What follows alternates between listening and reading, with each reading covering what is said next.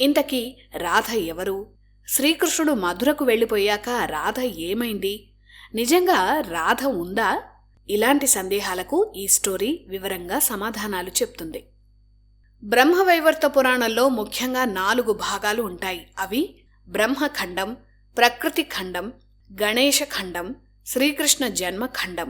వీటిలో చివరిదైన శ్రీకృష్ణ జన్మఖండం 2 భాగాలుగా ఉంటుంది. ఆ 2 భాగాల్లో శ్రీకృష్ణుడి జీవితంలో ముఖ్యమైన ఘట్టాలన్నింటినీ చాలా బాగా వివరించారు. వాటిలో శ్రీకృష్ణుడు బృందావనంలో గడిపిన రోజుల్లో ఈ రాధాకృష్ణుల గాథ జరిగినట్టు బ్రహ్మవైవర్త పురాణం వివరించింది. ఎన్నో లోకాలను పురాణాలు వివరించాయి. వాటిలో ఒకటి గోలోకం.